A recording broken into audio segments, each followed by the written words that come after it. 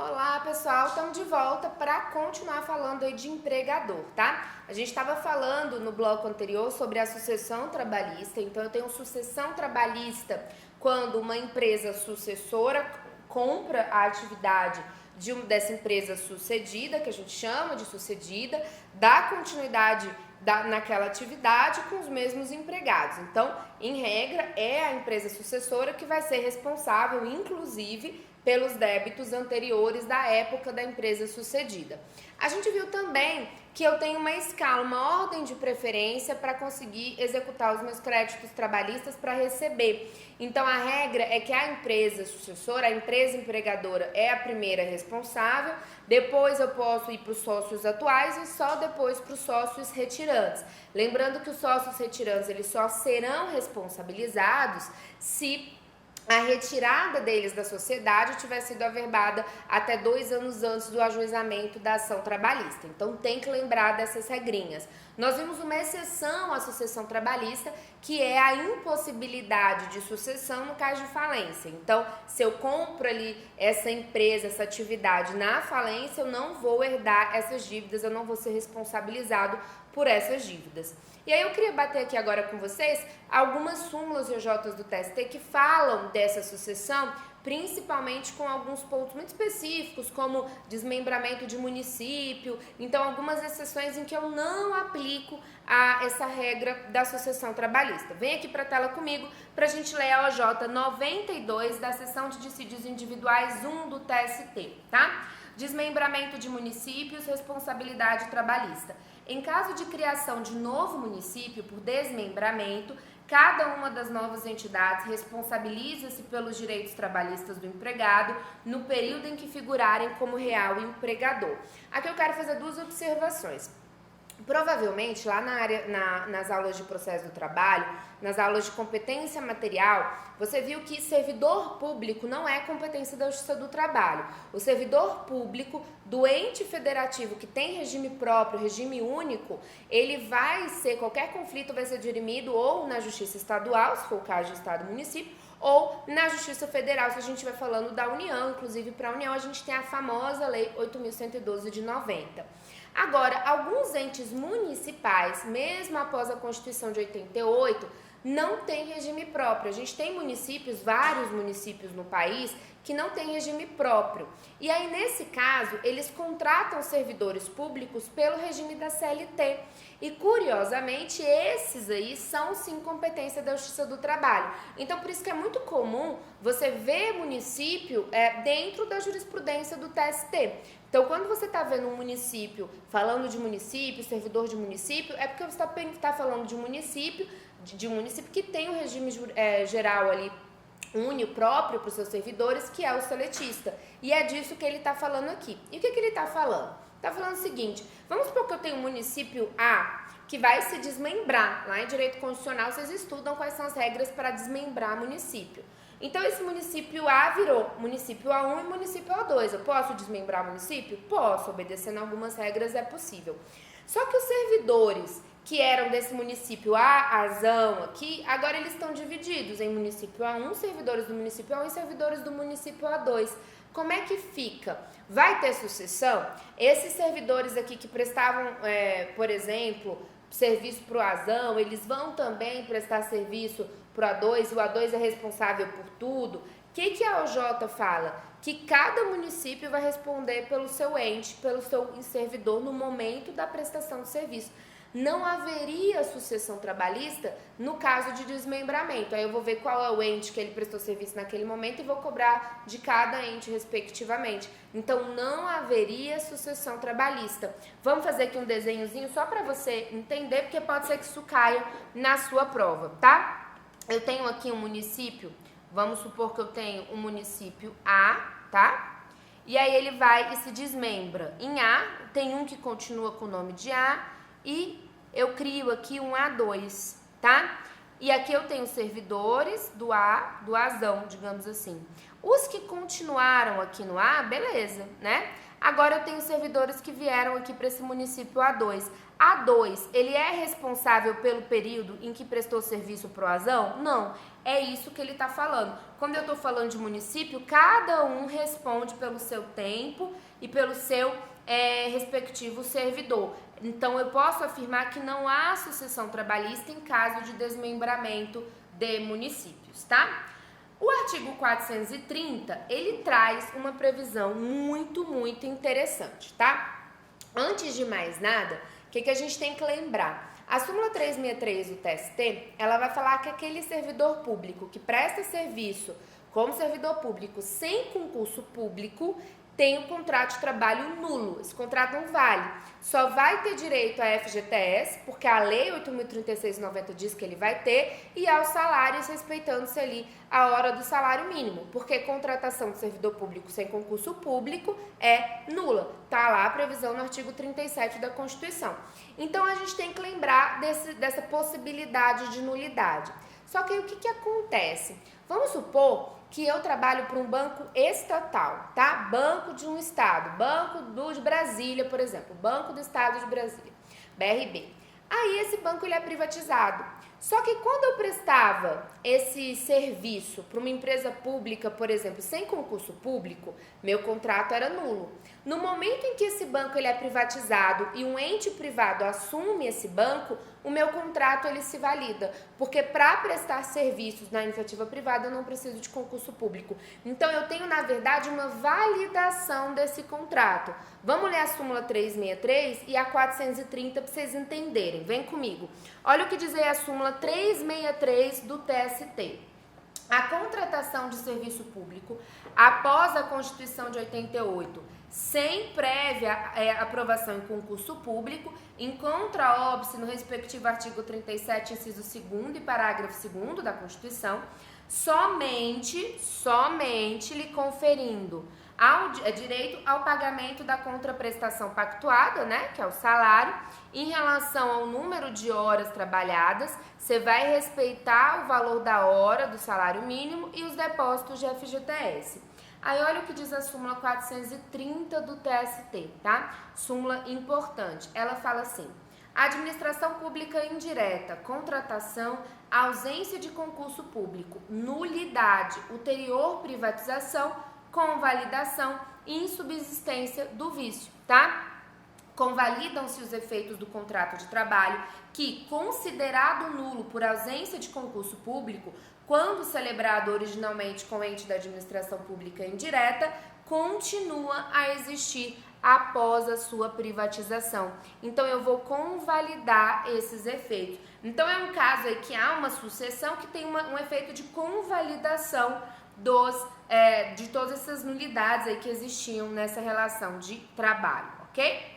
Continuando aqui, consórcio de empregadores, pessoal. Esse consórcio de empregadores, ele é uma outra figura que tem aí nesse polo do empregador.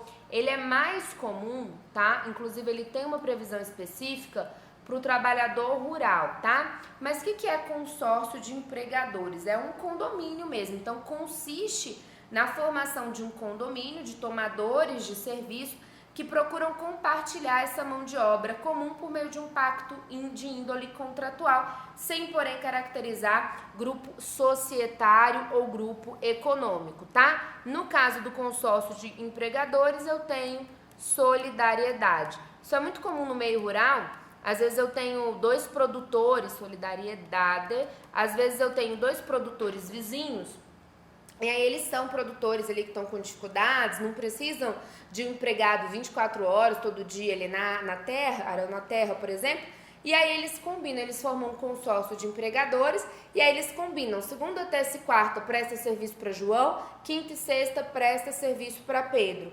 Nesse caso, desse consórcio de empregadores, os 2 são solidariamente responsáveis, mas eu tenho um consórcio, 2 empregadores ali do mesmo empregado. Isso é mais comum na atividade rural, tá? A gente tem essa previsão lá na Lei 5.889/73, que é a Lei do Trabalhador Rural, mas eu estou pontuando aqui porque pode ser algo que apareça dentro ali do polo do empregador. Volta aqui para a tela comigo. Vamos falar agora desses poderes do empregador. Eu trouxe aí para vocês os poderes do empregador, né, o ius variandi, tá? vocês vão encontrar essa expressão e o us variandi pode aparecer em prova tranquilamente. E ela vai falar, esse us variandi, ele compõe esses poderes do empregador, tá? O empregador, ele tem o poder regulamentar de organização, tá? Inclusive, a gente pode ter um regulamento empresarial. A empresa, ela pode ter o seu próprio regulamento. Agora tá muito na moda o compliance, né? Muito na moda esse sistema de compliance. Então, é possível, sim, que você tenha essa previsão de um regulamento empresarial, ok? Além desse poder regulamentar, de dizer como o trabalho é prestado, de dizer como que ele quer que seja feito o atendimento ao cliente, por exemplo, como é que ele quer que responda a e-mail, a gente tem o poder de controle. Então, ele ainda vai poder controlar a atividade empresarial. Então, ele pode colocar lá a folha de ponto, ele pode pedir para revisar o trabalho, ele pode pedir para fazer encaminhamentos ao empregador, porque ele tem esse poder de controlar o trabalho. Ele também tem o poder disciplinar, tá? Esse poder disciplinar, a gente tem aqui a advertência. A advertência, ela é um costume que virou fonte tranquilamente, então é costume essa advertência tanto verbal quanto escrita. A gente vai falar disso lá na justa causa, quando a gente for falar das hipóteses de justa causa. O empregador também pode suspender o empregado, e aqui é óbvio que essa suspensão ela é sem salário, tá? A gente vai ver que sempre que eu tenho uma suspensão do contrato de trabalho, eu não trabalho e não recebo, tá? Não trabalho e não recebo. O empregador, ele pode suspender, obviamente que a gente tem uma limitação de suspensão de até 30 dias, e a gente tem todas as hipóteses aí que estão presentes lá no 482 da CLT, que são as hipóteses de justa causa. Dentro do poder disciplinar, e de controle, principalmente, eu quero ressaltar aqui com vocês uma hipótese que está pacificada na jurisprudência do TST e que eu já vi cair em prova ou uma menção ali em segunda fase, então é bom a gente ficar ligado porque já está pacificado. O TST entende que dentro desse poder de controle do empregador é possível que o empregador acesse o e-mail corporativo. Então, o empregador, às vezes você tem ali dentro da empresa um e-mail corporativo, é um e-mail que é criado para cada empregado, e cada empregado poderia, por exemplo, tem, na verdade, que utilizar aquele e-mail corporativo para se comunicar com clientes, para se comunicar com colegas de trabalho, com seus superiores. O TST entende que esse e-mail corporativo, ele pode ser acessado pelo empregador. Então, o empregador pode ver aquelas mensagens, ele pode ver quais são as mensagens que você está enviando e recebendo. Então, tem que ter muito cuidado, porque o que você manda pelo e-mail corporativo é acessado pelo empregador e a depender de para que você está usando seu e-mail corporativo, você pode levar até uma justa causa, tá? Então, esse e-mail corporativo, só o corporativo, o TST entende que o empregador ele não pode ter acesso ao seu e-mail pessoal. Então, se dentro do sistema de TI, sistema de informática da empresa, o empregador tem acesso ao seu e-mail pessoal, isso aí seria uma afronta aos limites do poder de controle. Agora, acessar e-mail corporativo o empregador pode, tem que ficar muito ligado nisso, tá? Trouxe aí para vocês o artigo 456A. O artigo 456A, pessoal, ele é uma novidade da reforma trabalhista, foi inserido pela reforma trabalhista, e aí indo de encontro, frontalmente mesmo, à jurisprudência do TST. Olha o que diz o 456A. Cabe ao empregador definir o padrão de vestimenta no meio ambiente laboral. Até aí tudo bem. Sendo lícita a inclusão no uniforme de logomarcas da própria empresa ou de empresas parceiras e de outros itens de identificação relacionados à atividade desempenhada. Vem aqui comigo. Primeira coisa, uniforme. Empregado pode ser obrigado a usar uniforme? Pode, tá? qual é o limite desse poder aí regulamentar do empregador? Porque esse uniforme, ele não ataca os bons costumes. Então, por exemplo, eu não posso obrigar mulheres a servirem seminuas, por exemplo, porque eu teria limites ali. A dignidade da pessoa humana é sempre o limite a todo esse poder de controle, gestão e disciplina que o empregador tem sobre o empregado. Então, o empregador, ele pode sim exigir a utilização de uniformes. Até a reforma trabalhista, quando o empregador colocava publicidade no uniforme, o empregado tinha direito a receber indenização, porque a gente tinha até a expressão de outdoor ambulante. O empregador estava se usando do corpo do empregado para fazer publicidade e ganhar dinheiro com isso. Então, a única coisa que o TST aceitava era a logomarca do próprio empregador no uniforme. Agora, a partir do momento que você faz propaganda, isso era muito comum em posto de gasolina, alguns frentistas, além de ter a logomarca ali do posto de gasolina, tinha publicidade de outras marcas na camiseta. O TST entendia que gerava, sim, dano moral, era cabível a indenização. O que a reforma trabalhista está falando? Pode ter essa inserção de logomarca, de qualquer informação, obviamente, contanto que não afronte o bom costume, no uniforme do empregado. É isso que a reforma trabalhista está afirmando, independentemente de indenização. Então, não vai mais ser devida indenização. Observação quanto ao uniforme. A gente vai voltar a falar disso lá em remuneração e salário. Mas quando o empregador ele entrega o uniforme para o empregado, isso não é salário, então não tem nenhum reflexo nas demais parcelas salariais. Isso é uma verba, na verdade nem é uma verba, é uma utilidade que se entrega para o empregado para que ele consiga prestar o serviço. Então isso não é salário. Exatamente por isso, o empregador não pode exigir que o empregado compre o uniforme para utilizar no trabalho. Isso acontece muito em lojas de shopping. Algumas marcas exigem que as vendedoras ou vendedores comprem loja da própria marca, do próprio empregador para trabalhar. Isso é ilegal, isso gera indenização. O uniforme ele tem que ser entregue gratuitamente porque ele é uma ferramenta de trabalho. Então não se esqueçam, porque esses pontos de uniforme podem sim cair na sua prova. Vem aqui comigo para o parágrafo único do 456A, que fala o seguinte: a higienização do uniforme é de responsabilidade do trabalhador, salvo nas hipóteses em que forem necessários procedimentos ou produtos diferentes dos utilizados para a higienização das vestimentas de uso comum. Que hipótese é essa, pessoal? O empregado, se eu tenho uma camiseta, uma calça e camiseta com uma lavagem normal, que o sabão em pó que eu uso todo dia na minha casa dá para lavar, eu não posso cobrar do meu empregador os gastos com essa higienização. Seria um gasto aí natural que o empregado vai ter que sofrer.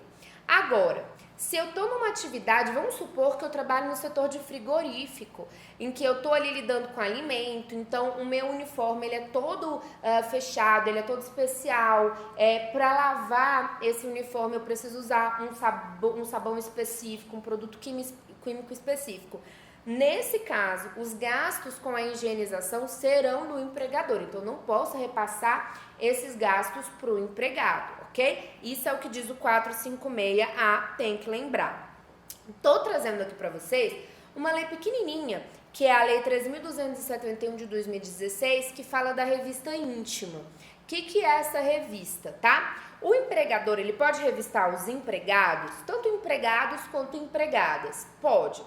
Para que o empregador possa revistar empregado, eu preciso que essa atividade justifique. Então, por exemplo, são empregados que trabalham com produtos muito caros, joalheria, ou são empregados que trabalham numa indústria farmacêutica, ou que são empregados que têm acesso livremente aos produtos ali consumidos. Então, tem que haver essa justificativa. Além disso, para que a revista seja válida, essa revista ela precisa ser objetiva. Então, eu não posso, por exemplo, ficar revistando sempre o mesmo empregado. Isso pode caracterizar uma perseguição, isso pode caracterizar um assédio moral. Então, essa revista ela tem que ser para todo mundo, ela tem que ser de forma objetiva, ela não pode perseguir ninguém. E a gente tem agora, desde 2016, uma previsão específica de que não é possível revista íntima em mulheres. A jurisprudência vem dizendo que eu também não posso fazer revista íntimas em homens. Apesar da lei ser específica para trabalhadoras mulheres, a jurisprudência também vem aplicando essa regra para homens, tá? A lei tem 2 artigos só, vamos ler o artigo 1º, vem aqui comigo. As empresas privadas os órgãos e entidades da administração pública, direta e indireta, ficam proibidos de adotar qualquer prática de revista íntima de suas funcionárias e de clientes do sexo feminino, tá? E aí eles configuram uma multa de R$20 mil para o empregador que faz isso. Essa multa ela é revertida para os órgãos de proteção aos direitos da mulher.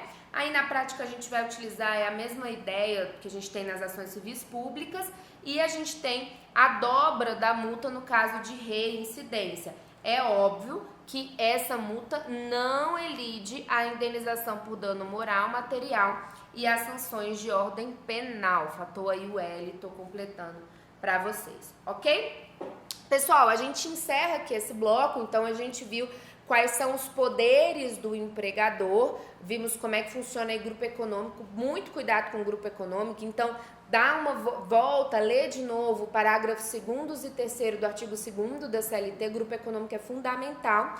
Lembre-se da questão da sucessão trabalhista, então artigo 10, 10A e o 448, também são artigos muito importantes, tá? E aí a gente volta no próximo bloco para falar sobre o trabalhador hipersuficiente, sempre com aspas, hipersuficiente aí é o nome que a doutrina dá para esse empregado. A gente volta aí no próximo bloco para falar do trabalhador hipersuficiente. Até já!